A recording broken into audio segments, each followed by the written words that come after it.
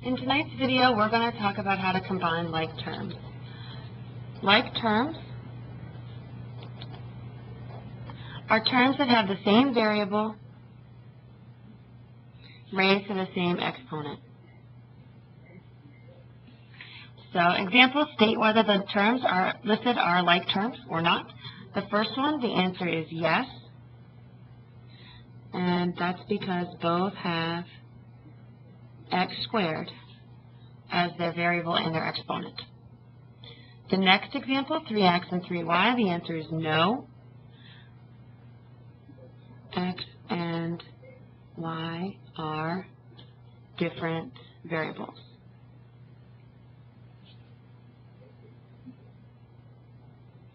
The reason those aren't like terms. And the last one is also no, because we have an a squared and an a. So we have different exponents. Again, in order for something to be a like term, it has to have the same exponent and the same variable. To combine like terms, you simply add their coefficients. And remember, coefficients are the numbers that come before the variable. So in this expression, 2x squared, the coefficient would be 2.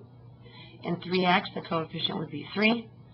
In negative 2a squared, the coefficient would be negative 2. So it's the number before the variable. Terms without coefficients have a coefficient of 1. It's invisible. So it doesn't necessarily say 1, but you have to pretend that there's a 1 there. So example number 1, I have 1 plus 2n plus n minus 10. And I like to use different shapes to designate my like terms, because remember when we did the Lego lab, each different category, the Legos ended up having a different shape. So if I look at this, I'm going to give my constants a shape. 1 is a constant, so I'm going to use circles. And minus 10 is a constant. They have no number or no variables attached. They're numbers by themselves. When I have a minus sign, I want to make sure that I grab that sign when I'm considering like terms. And then I have a 2n, and it's positive, so I'm going to grab that sign in front of it, a plus 2n, and a plus n. That has the same variable to the same power. So I'm going to combine everything that's inside the same shape. So 1 and negative 10 is negative 9, and 2n plus n is 3n. Remember, there's a hidden coefficient of 1 on that n right there. So I end up with 3n minus 9. Proper math grammar asks that we put the variable or any terms of variables first, exponents in descending order, and then constants come at the end. Example number 2, I have a 4, that's a constant. I have a positive 7, that's a constant, and again I'm grabbing that sign out in front. I have a negative 9x, and I have a negative 8x. So when I combine these together, negative 9x and negative 8x together make negative 17x. And positive 4 and positive 7 together make 11. Next example, I have a minus 7, negative 7, and a minus 1 or a negative 1 as my constant. I have a positive 7n and a positive n, so I'm going to grab those, same variable to the same power. So 7n and n gives me 8n. Minus 7 and minus 1 is a minus 8 or a negative 8. Last example, my constant is a negative 5. And then I have a positive b, and I have a positive 7b. So b and 7b together make 8b, and a minus 5 hangs out at the end. Okay, we're going to skip over a couple pages, and we're going to talk about the distributive property and how that plays in with like terms. So the distributive property states that the product of a number and the sum or difference of two other numbers equals the sum or difference of the product of the number and each other number. So that's pretty mathy, pretty wordy. It's a little bit easier to see in formula version. So in formulas we have the following. A times the quantity b plus c is equal to a times b plus a times c.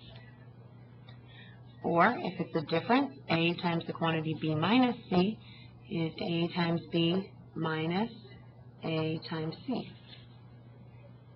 You can either write this with the multiplication dot or without, and it means the same thing.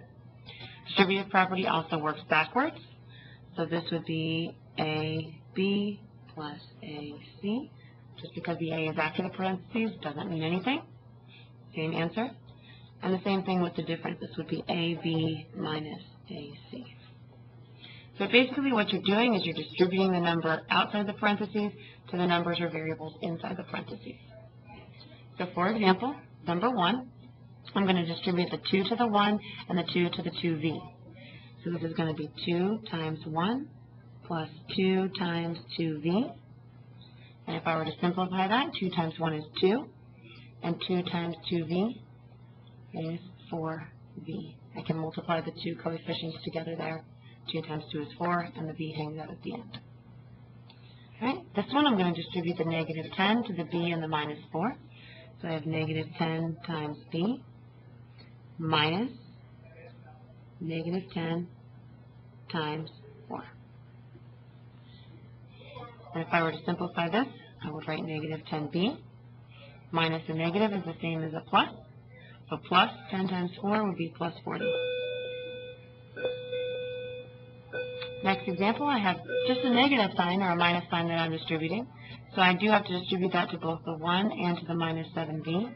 So 1 times, or negative, would be negative 1. And negative times a negative is a positive. So positive 7b.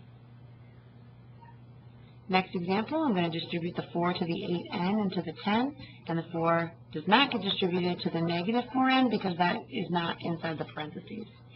So I'm going to have 4 times 8n plus 4 times 10 minus 4n. Simplify that a little bit. 4 times 8 is 32, so I have 32n plus 4 times 10 is 40 minus 4n. I'm going to combine my like terms here, the 32n and the minus 4n. So again, subtract their coefficients. 32 minus 4 is 28. So I have 28n plus 40. Last example, I'm going to distributing negative 5. Notice there's a minus sign out here in front, so you need to think about that as a negative 5 to the 2x and to the negative 9. This negative 5 just kind of hangs out at the beginning. So negative 5 minus negative 5 times 2x is 10x. Negative 5 times a negative 9 is a positive 45. Okay. Combine my like terms here. I have a negative 5 and a positive 45. That's going to be positive 40. So I have negative 10x plus 40. These are the trickiest kinds of distributive property problems for algebra students because a lot of times we forget that negative sign right here, especially when there's a negative inside the parentheses. So just be aware of that and know that that's something that you should always be looking for.